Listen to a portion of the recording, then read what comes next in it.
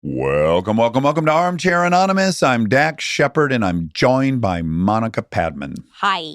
Animal attacks. Oof. These are scary. They're always good. Yeah. They're always good. Animals are not to be fucked with, you guys. Yeah. In the past, the two stories that I'll always end up telling at a dinner party is the grizzly bear attack and the shark attack that we've heard. And I'm proud to say there's now a third attack that I've been repeating a lot that comes from this episode. Animal attack was hard. I know. I mean, you can't. What do we expect? Hard, yeah. Really good. It's you can't grueling. listen, but it's great. Yeah, no, it shan't ever be listened to. Please enjoy Animal Attacks Part Something. Oh, just two. Oh, just two. All right. Hard times come and go. Good times, take them slow. My life, I had them both. Remember one thing, you gotta know, I'ma keep on shining. Kyle? That's me. What an eclectic group of shirts you have behind you. Yeah, that's my Crawfish collection. Okay, and you're Nice. wearing those, what, on the weekend or for a specific event? I do a crawfish boil, usually a couple times a year in spring. Are you in Louisiana? No, we're a little bit north of Austin. Oh, and you're Nice. doing a crawfish boil. Is that a popular event down there? Yeah, a lot of it's brought in from Louisiana. They're like shrimp or like lobster or neither? Neither. They live in swamps, and I think they burrow into the ground for most of the winter, and then they come up this time of year, and that's when they catch them. It's like a mud shrimp. I've been. Tell me they about do it. them in the South a lot. They put it all on newspaper and then you eat it. Oh. Yeah, we'll usually put down metal trays. Oh, yours is fancier than the one I went to then. So, Kyle, you have an animal attack story. I do. This starts mid-90s. My grandparents found a baby deer on the side of the road, a fawn, and it's covered in fire ants, not doing well, it's abandoned. They take it home. We live around the Austin area in the hill country. They've got 80 acres. They nurse it back to health. They build a high fence enclosure for this deer, and his name becomes Bucky. Fast forward 4 years. Bucky's still there. I'm about 7. My sister's 11. And so we've grown up with Bucky around. He's a family pet. And is he very docile? Would you go out and pet him and interact with him? Yeah, we never go into the enclosure with him, but you could go feed him. He'd come eat out of your hand. Also important in these 4 years, my parents had just gotten divorced. This is a combination of my dad and my grandparents live on the same property. So when me and my sister are at my dad's house, he's outnumbered. Yeah. He sends us to go feed Bucky. His enclosure is about 150 yards away from the house. So me and my sister walk up there and we're throwing bread through there. And as we had walked up there, the family dog's in tow, Jasmine. And can I quickly ask, has Bucky now got antlers and is he 200 pounds? Like, how big is Bucky and how formidable has he become? He's got an 8-point rack. He's pretty good size. Yeah. Okay. We're feeding him through the fence. We kind of toss him through. It's just like a 6-inch metal square fence. And as we're throwing one, it hits the fence and falls. Jasmine, the family dog, she runs up there to grab a piece, and I lean down to stop her. This is the end of October. And so that's important because deer are in rut. Uh-oh. They're mating, and that's when they're all fired up. So as I go down to stop the dog, I don't know if he thinks I'm an opponent or he's not happy with the dog, but he leans forward and hits the fence. So I stand up and I touch my head. My hand comes down. It's solid red. Oh, no. Oh, boy. I'm 7 years old, so I have these bright, vivid memories of sections of this. And I look at my sister, and she just lets out this scream that I could still hear today. Oh. We go running to the house. And so I know my dad's worked in the driveway. Tears are in my face, and I can barely see the house. He comes out, he meets us halfway, grabs me, throws me in the truck, and he gives me a hand towel full of ice to hold on there. And it's about 25 minutes to the emergency room. I've hit my head a lot growing up. There was one memory where I said, "Dad, am I going to die?" And he had this running joke where he would say yes, Yeah. but not today. Uh-huh. And I remember asking him in the truck, he just said no. Oh, no. Oh, yeah. They accidentally give themselves away sometimes, Yes, parents, when he's they're trying to play it cool. scared. Yeah, yeah. It was obvious, it was serious. And by the time we get to the emergency room, I'm covered in blood. I remember being very calm. I'm talking with the doctor there. He's saying, okay, I have to give you a shot to numb it. We're going to have to staple this shut. To give you an idea of the wound, he was showing my dad, he's got gloved hands on, and he puts his finger up to, my dad says, the middle knuckle. Oh under my the skin. God. It didn't puncture your skull, though. No, thankfully. Oh, God, I thought he put his finger fucking knuckle deep into your brain. Now I'd be talking like Frito. Yeah, likely, yeah. What's amazing about it is how close that could have been to my eye. I could be blind. They ended up doing 5 staples, and I had to go to school and tell my teacher and everybody, I got attacked by the pet deer. Sure, it looked pretty gnarly with metal stapled in my head. Oof. Ooh. Bringing up the divorce, what quickly happened after is Texas Parks and Wildlife shows up at my parents' and grandparents' house asking where the deer is. Oh, because someone at the hospital reported it? Or your mom did? I asked my mom, I said, was it you? And she said, I'm not going to say. Oh, okay.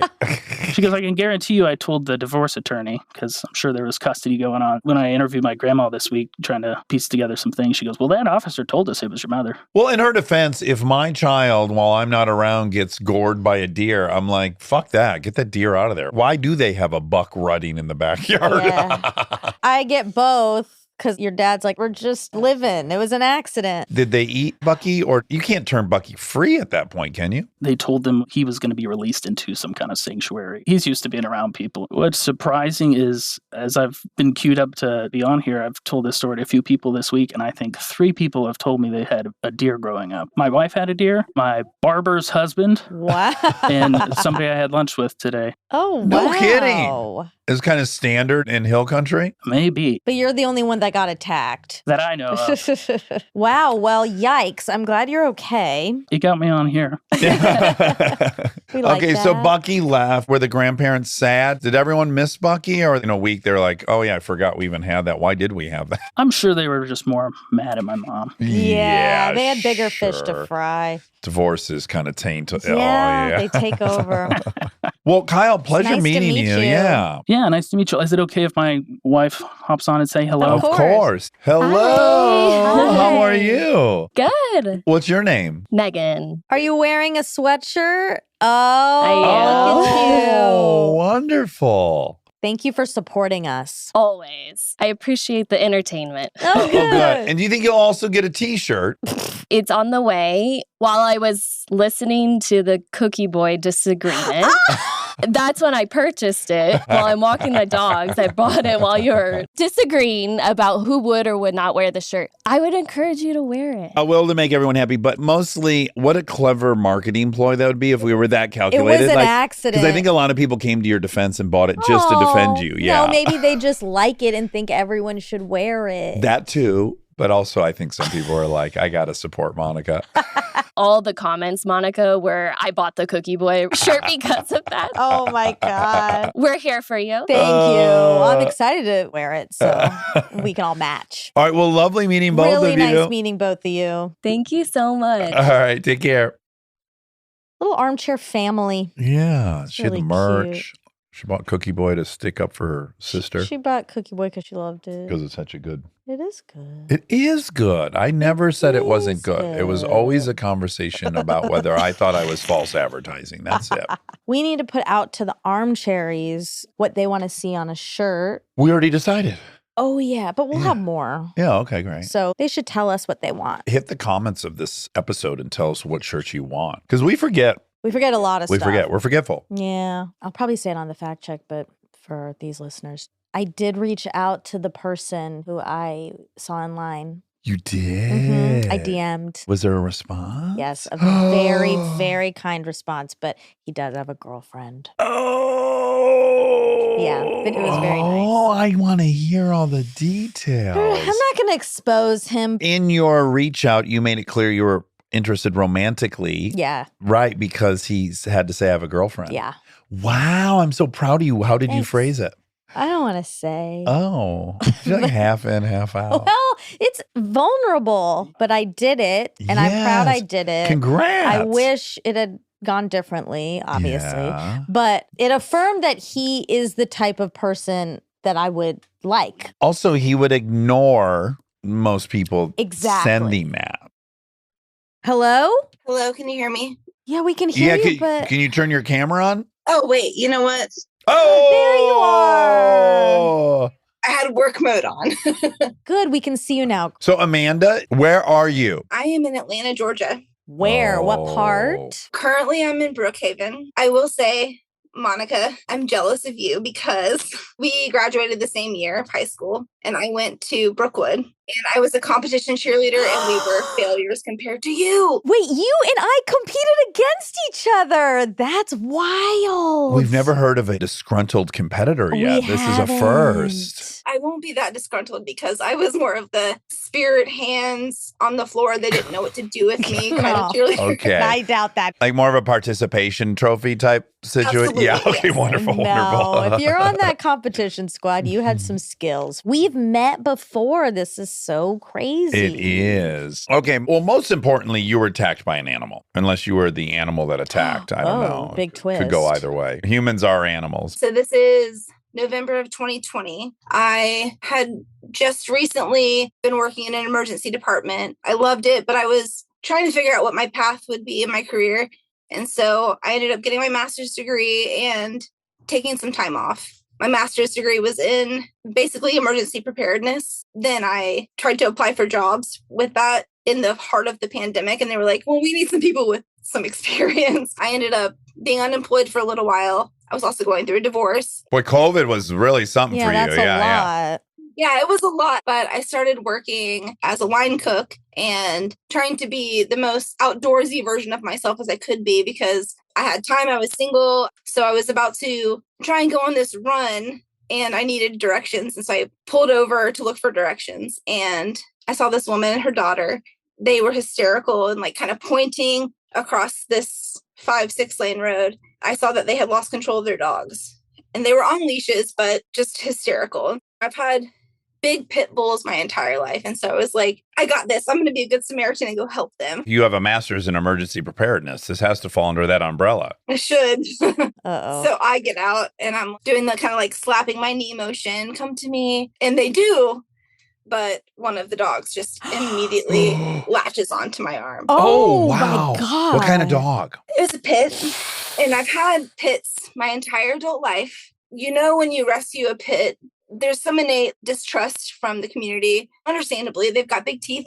Even when you train them and raise them right, you don't really know what they're going to do. Well, just the bottom line is if it goes sideways, they have the physical ability to really harm somebody. Yeah, they're so tough. That's what all of us non-pit people on the outside are going. It's like, yeah, tigers could be great, but fuck, one goes sideways, they can kill a human. So this thing fucking latched onto your arm. Yeah, and I know the listeners can't see it, and you might not be able to either. Oh, boy. Yeah, you got some a real. both sides punctures. Yeah, so the dog latched on and did one of those like, You were its chew toy. yeah, I'm bleeding through my favorite sweatshirt. Her daughter, who I find out is 10 years old, and she is just hysterical. I feel so bad for her, but at the same time, I kind of feel bad for myself. Yeah, you're yeah. getting mauled by a vicious animal.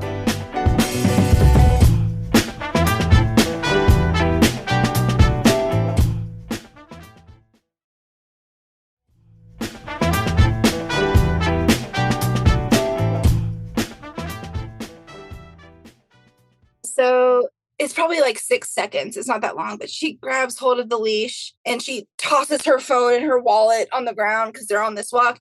She was like, it's collateral. And she leaves with the dog because they live like right down the street. So she was like, I'm going to take my dog away. And that's my collateral. You have my daughter and my information. Oh. Wow. My take of it, because they lived in the apartment complex right near where it happened, I think that she let her daughter hold the leashes while she was locking the door or something. Oh, Sure. yeah. Yeah, it's a strong dog. And then they were out trying to find them, I guess. Yeah. So the daughter, I'm trying not to yell at her because I don't want to yell at a 10-year-old. Yeah. But I was like, can you call 911, please? Yeah. And she's like, I don't have a phone. I was like, that's my phone. Meanwhile, I'm like up on the hood of my car, even though the other dog is gone. There's a chihuahua there. And I'm like, it's going to bite my ankles. I'm just being super irrational at that point. No, chihuahuas are also vicious. They wish they were pit bulls. So she dials 911 and puts the phone in between my shoulder and my ear. as I'm holding my arm. Monica, I'm sure you know the level 1 trauma hospital in Atlanta. Grady was right down the street. They came within like 3 minutes and the police showed up and they're like, do you want to press charges? I said, no, the woman didn't bite me. People are going to be so mad at me right now, but does it cross your mind? Maybe I got to press charges because they don't have control of the dog and someone else is going to get their arm bit. It gets a little murky for me. It didn't in the moment. It did much later, but only because the bill wasn't paid. What Grady ended up doing was they charged me what's called indigent care. It's what they charge for like homeless population. So I paid like $300 for the ambulance. Whoever coded it the way that they coded it, they knew that I was not going to be paid. And it's not to say that this family is bad people, but they never followed up. I get to the hospital and I'm deemed very stable. I mean, the bleeding has stopped. I do have a significant enough wound that they have to debris it with like sterile water, which is terrible. But I was sitting there with the person in front of me who was laid on his front side because he had been shot in the butt. So if he's stable enough to be out there, I'm like, I'm just chilling. Yeah. But it does paint a picture of where you're at. There's Yes. gunshot wounds in the There's lobby. a fair amount of gunshots that come through Grady. The fact that I was brought in an ambulance and I got to kind of see that process and then got to sit in the ER for a while and listen to the emergency room process. I was like, I know I can't go back to work for a while because I've got this open wound. They don't close a lot of animal wounds because of bacteria and stuff. So I can't go work in a kitchen. So I was going to go home and do what? Just sit. So no, I studied and became an EMT instead. Oh, Wow, look pivot. At you. And then I worked on an ambulance. And then I started working for Grady. Whoa. 3 shifts in, I met this guy. Meet cute. Well, hold on. It is a meet cute. But he's a serial killer. Within 10 minutes, he was talking about his wife, who's awesome. And I was like, okay, cool. Not going to happen. And then within 3 hours, he was like, you got to meet my friend, Ted. You're like the female version of him. I was like, no one wants to date that. And then I met him and I was like, I think he's really cool. Oh, amazing. Even though we don't have the same exact things in common that he thought we get along. So now we're married. Oh, wonderful. Congrats. You and Ted tied the knot. The same partner from Grady introduced me to my now boss, who completely changed my career trajectory. So I'm working in local government doing emergency preparedness work. This dog bite was the best thing that's happened to me. Oh, that's a really positive. That is. Yeah, now I feel bad. And I guess I owe the pit bull a thank you. Oh, last thing. I was told under threat of death if I don't call out the Vortex in Atlanta. Oh, That's the restaurant I worked at. I went in this morning because I was stopping by a couple places in Atlanta, and particularly my friend Shannon was like, if you don't tell Dax and Monica that I am their #1 fan, I will not be your friend anymore. What kind of cuisine do we have at Vortex? Should we eat there, Monica? Burgies. Oh. All burgers, all fried stuff. Ooh. it's kind of an institution. Oh, I love a burg. You'll have a sodium headache, but it's great. Oh, I'll take it. How fun. Well, shout out Vortex. Shout out Pit Bulls. Shout out Grady Hospital. Grady Hospital. Making dreams come true. And shout out Ted. Yeah, Ted. Way to get it, Ted. We love this. Congratulations. Yeah, that's a great story. Very rarely do the animal attack stories have a silver lining, and this one really does. Well, lovely meeting Have you, a great Amanda. day. It was lovely meeting you too. Take care. Bye. Hi. Is this Brittany? Hi. Yes, Oh, wonderful. And are you married to Matt? I am. Yeah. And this is his account? This is his account. He's done literally everything for me today. Where are you at? I'm in Boulder, Colorado. Okay, I'm trying to think what animal you could have been attacked by in Boulder. I guess the sky's the limit. You really have a lot of stuff. You got mountain lion and bear. All the good stuff. All right. So we actually live 2 doors down from where this happened. I am neighbors with my parents. This happened summer of 2009. It was the day after my mom's birthday, and we had all gone to sleep. It was like 2 o'clock in the morning. I was 17 at the time, so it was my last summer before senior year. I was over it already, and then this happened. And I was like, I'm out of here. And now I'm back. So the layout of our house, my dad built it, and the first floor is like the main floor. So it has a kitchen, and there's a room off the side of it, and then there's 2 bedrooms. And then he added on to it later. And so there's the master bedroom downstairs, and then another bedroom. My brother got the bedroom downstairs. I got the bedroom upstairs, and then obviously my parents were down in the basement. So we had a 40-pound Jack Russell Terrier German Shepherd mix. Oh. Super smart, super spunky, a lot of energy. Yeah. She was gruffing at my mom in the middle of the night, and my mom was trying to ignore it and still sleep. And then she got a little bit more agitated and barking at my mom. So she was like, okay, I'll go check it out. My dad is now pretty much totally deaf. Back then he was very close. So he's dead to the world. My mom headed upstairs, and we had this cutout window from our living room that you could see through into the kitchen. And so my mom peered through there, and there was a bear charging at her. Oh, my. in the home. In the home. Oh my God. Oh, boy. And so this little 40-pound dog starts to go to take care of the bear, and my mom is hysterically screaming. What color bear? We have black bears here. So he had actually gotten into my car the same week. I had left this much in a Starbucks cup. That was a small amount for the listener. She just held up an inch between her index and her thumb. Oh. I don't know how much you know about bears, but they are nasty, greasy animals. So he left lots of grease. Ew, I didn't know that. They're greasy, what, from going through trash and stuff? I assume so. They never wash their hair. They don't like to They shower. don't have good hygiene. Yeah. My mom's screaming bloody murder. She hightails it back into the bathroom that's right by my bedroom. I caught a lot of shit for this, but my mom used to like ridicule me of like, Brittany, you can't just sleep in your underwear. You have to sleep in clothes, because what if something terrible happens in the middle of the night? You need to be ready. Like, Mom, that stuff never happens. So I'm leaping out of my bunk bed just in my underwear, eating some humble pie. And I like step out there. I'm like, what's going on? And she's like, there's a bear in the house. And then booked shit down the stairs and left me. I'm assuming she thought I was following her. Yeah.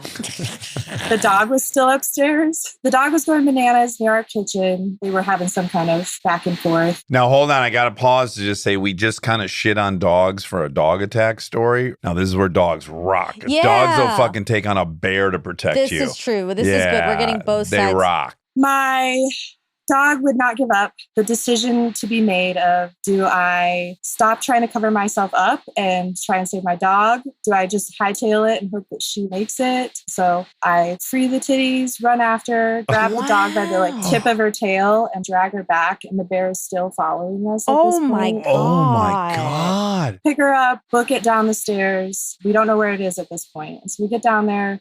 My brother is also just in his underwear. My dad was in the process of loading up his shotgun. He kept things separately, so he wasn't as quick as could be. Thank God he finally heard. I know, yeah. My mom at that point had gotten down there and let him know what was going on. So he put 2 rubber pellets in the gun and then had a regular slug shot ready to go. Again, super deaf, didn't put in his hearing aids before he went up there, which was a foul choice. And his idea was to go up and open one of the doors to let the bear escape. So he went back up there, flipped on a light to open the side door, and the bear was charging him. Oh my God, this bear is nuts. Shot the rubber round, and it just like beyond pissed it off. And it got like really aggressive. Oh my God. And so we're downstairs. My mom is rightfully so freaking out. I called 911. So I was giving them details while they can hear shotgun shells going off in the background. We hear shooting and then a scuffle. And then we hear another shot and then another scuffle. And then my dad did his third real round, which turned out to be another rubber pellet round, and he had grabbed the wrong color. No! So he had no actual real protection. He shot it, and 3 rounds of rubber pellets to the face disoriented him enough. So we all of a sudden just hear my dad barreling down the stairs. My brother let him in really quick, and we slammed the door shut because we didn't know if the bear was going to follow. The 911 operator told us to go out of the house, get in our car, and wait at the bottom of our driveway for the sheriff to come. And the sheriff came, was kind of poking around, asking us questions, and literally visibly shaking. And he's like, I would rather deal with any armed criminal than a bear. They're my biggest fear. Oh, jeez. They sent the wrong guy. He was the only one at that time, too. So he went up and quickly got to action. And so we heard another couple rounds go off, and then more sheriff showed up. But what happened is he went in the house, and the bear was at the back of that side room, clawing at a window, clearly trying to get out. It turned around, started to charge him. He shot it. They had like really thick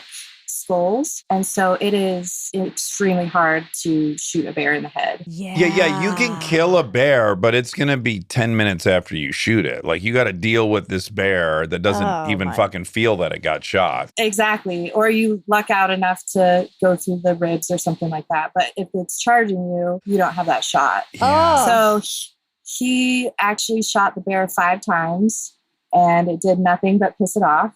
And it continued to charge. The next sheriff came and had a bigger gun, and it took actually 3 more rounds from that gun to put this bear down. Oh, wow. So a bear was killed in your living room. The way that he was charging, he technically died outside. The way he would have wanted it. Yes, exactly.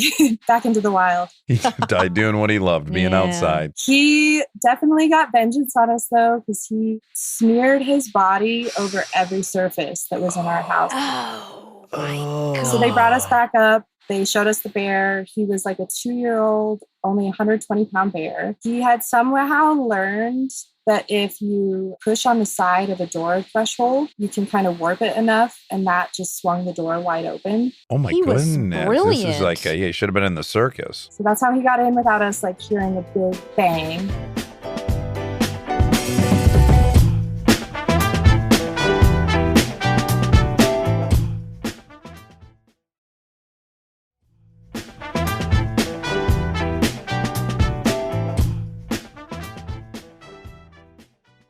So yeah, one of the rounds that they shot at him hit him in the forehead and ricocheted off and went through one of our windows. Oh and my God. Smashed our windows. Oh, wow. We went in the house. There was blood everywhere. Oh, my God. And my dad was dealing with the sheriff. My mom is calling the insurance agent and claiming this with homeowners insurance. He's like, I don't even know how to enter this. This is my first bear in the house. Yeah, but she's like, well, me ransacking. too. Yeah. So we're in this together. And then they told us that they would cover everything and that they could send a cleaning crew up the next day, or we could do it and we would get a check. And my mom was like, put some gloves on and get going. Oh, sure. You can't turn down a few bucks. Yeah. Somehow ended up with like the worst cleanup spot, and I was finding body parts. And we had to buck up and get it done. Shortly after that, for some reason, the sheriff had to report it nationally. They probably track bear attacks around the country. Probably. Then that meant that the news got all of our information. So they were calling and calling. And my dad didn't want to do it because we are in Boulder and it's a pretty liberal city. And he was really worried that he's going to be tagged as the bear murderer. Oh. It's not his fault. Oh, my God. I know. We kept telling him that. We're like, Dad, you literally saved our family. You should have let the bear eat you. I mean, come I know, on. right? It's better for them. So yeah, everyone except for my brother got charged by a black bear. Wow. That is wild. And the doggy made it. She lived a long, happy, healthy life. Aw. She was never the same after that. She was always on high alert. We called her the bear dog after that. Wow. I wonder if that you didn't have a dog and this bear, is rutting around the kitchen, finds a bunch of peanut butter and yummy stuff, and then just ate like 50,000 calories and then just went to sleep. If you guys would have woken up and found like a snoozing full bear in the living room. Do you think the bear would have left after it ate its dinner? Why would it? It's Yeah. inside. There's a couch.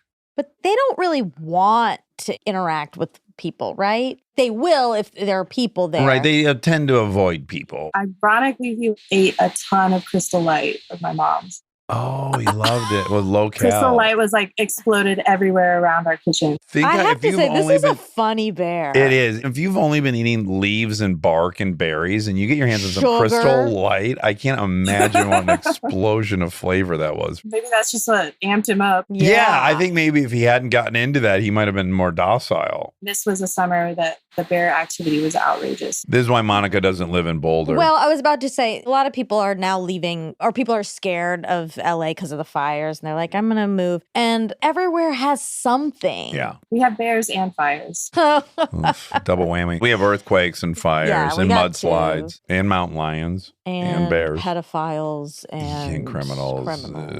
just like everywhere. Gangs. Yeah. Just like everywhere. So I love it good. here, though. Well, Brittany, wow, what a thrilling story. What a Yes. thing to witness. Thanks for telling us Yeah. that. That was hairy. And harrowing. No kidding. And if I can quickly shout out my friend, Nicole. She is my beloved boss. I nanny for her, and she turned me on to you guys a few years ago. Shout out to Nicole. Thanks for being a great boss. Yeah. Thank you guys so much. Thank you. All right. Take care. Bye. Bye.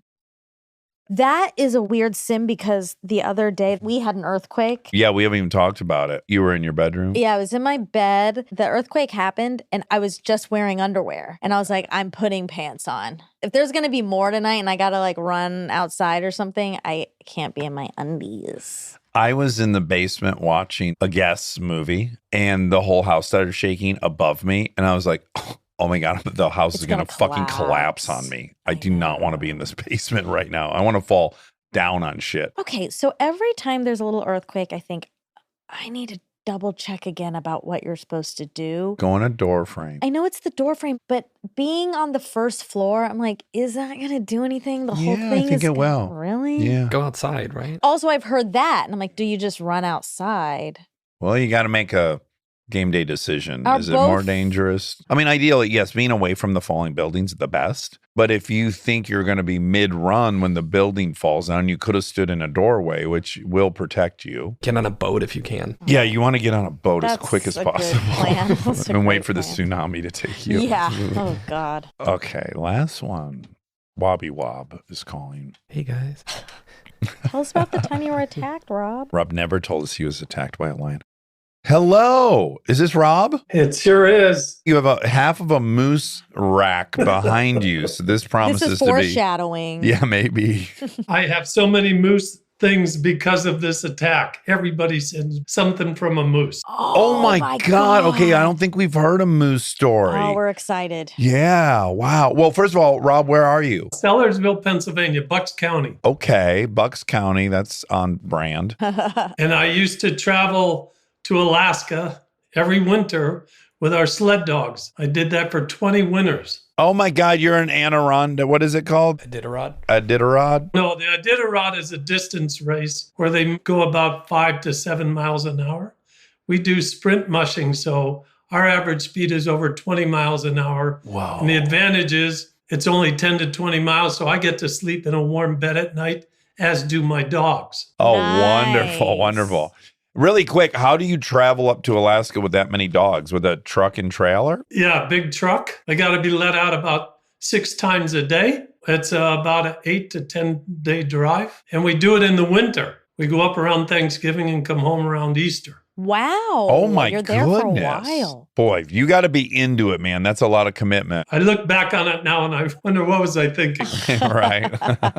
Okay, let's hear your story. I don't know what you know about moose, but if you travel out to the parks out west, they will tell you the single most dangerous animal you'll see out here isn't a grizzly bear. It isn't a timber wolf. It's a cow moose with a calf. And so in Alaska, it's always a concern because if you run into one with a calf, I've had friends that have had dogs that were stomped and killed. Typical in the winter, a moose eats about 40 pounds of willows a day, which fills a 55-gallon trash can. Oh my Wow, God. yeah. And on cold winters, of course, the caloric needs are up.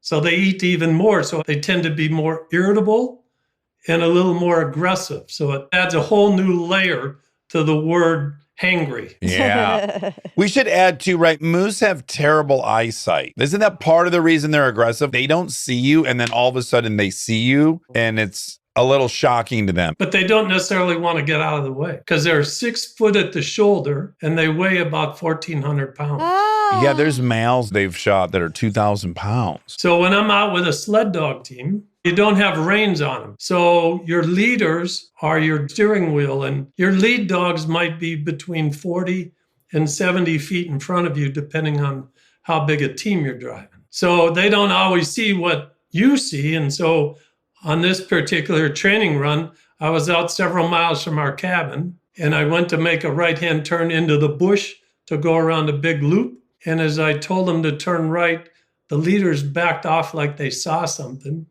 I thought it was a squirrel or a rabbit. And then we turned behind and went around this big looper about 300 yards back in the bush.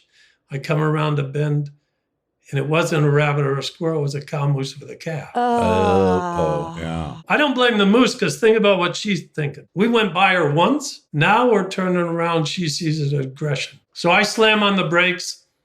I have to make a split-second decision. I'm a dog lover. I've been in dogs my entire life. I started screaming, waving my arms, tried to make myself big, hoping that she would leave the dogs alone and maybe wander off. But she did something that nobody expected, and certainly I didn't. She ignored the dog team and comes charging at me. So she leaves the dog team right next to her calf. I want the dogs out of there. I let go of the dog team, told them to go home. And they take off and they're like, see ya. Oh, God. And I stupidly thought I could get to a birch tree behind me, climb the birch tree. Once the moose calmed down, then I could walk those miles back to the cabin. Bad idea. Yeah, not a great game plan, but I understand you're under a lot of duress. Yeah. And aren't these dogs protective of you? Weren't they inclined to go after the moose? They were very afraid of the moose. They just sort of laid down. And when I let them go, they're saying, I agree, let's go. Yeah, let's get the fuck away. Luckily for me, it turned out that the snow is pretty deep. I didn't get halfway to the birch tree and the moose rammed me.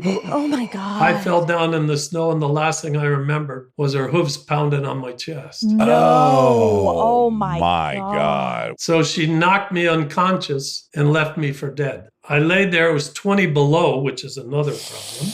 Oh, boy. And we figured based on time frame, I was unconscious for about 30 minutes, which, as you can imagine, is really dangerous. When I came to, I honestly didn't know where I was or what happened. And then I started to realize that I'd been stomped. So my next thought is, she's still here. I literally laid there, just rolled my eyes to see if I could see her.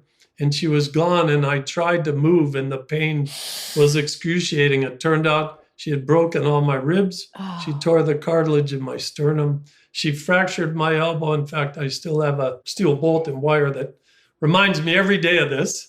But the real problem was I couldn't breathe. And now I realize there's no way I can make my way back to the cabin. So my right hand was swollen like a boxer's glove. The surgeon figured I was trying to block her blows. Right. But you know, these wildlife biologists tell you if you're ever attacked by a wild animal that just play dead, trust me, they've never been attacked. It's humanly impossible not to defend yourself. Right. Yeah. The only part of me that was exposed was my left hand, because what saved me was as she's pounding me, the snow's so deep, she's actually pushing me down in the snow. It was absorbing some of that impact. So like an old native told me, if she would have caught you on the hard-packed trail, she'd have ripped you to shreds. But now I realize the only chance I had to get back to the cabin was the dog team, because I realized I can't walk back with these injuries. The other thing is that I'm hypothermic. So when you become hypothermic, your body temperature gets so low, you get really sleepy. And that's how people die from hypothermia. I lay there and I really just wanted to go to sleep. And I realized that if I do this, I'll never wake up. The problem was my dog team's heading back to the cabin, but my family is still in Bucks County. They won't arrive for another 2 weeks, right? Oh. So nobody's going to know that I'm missing. My wife and I try and talk every day, but 4-hour time change. So she wouldn't even worry about it till the next day. Now I realize I'm in deep trouble and I'm starting to fall asleep, and I think, I got to make it back to the main trail. It was about 300 yards, because if I die here, which I knew I was going to die, it'll be maybe 2 weeks before they find my body. If I can make it out to the main trail and die there, a snowmobile or a trap or another dog team, they'll find my body. So I focused on my wife and kids and just started crawling back out to the main trails. Oh, my God. I covered that 300 yards. Miracle, I don't know how it happened, but there was the dog team. It turned out when the dog team turned back onto the main trail, the sled tipped over. We have in the sled what's called a snow hook. It's like a boat anchor. That fell out and caught in the snow and held the dog team there. Oh, my God. This is like, so often it's like the worst luck on earth happens simultaneously to the impossibly good luck. I make my way back. I stand up the sled. The dogs are perfectly quiet. They're scared.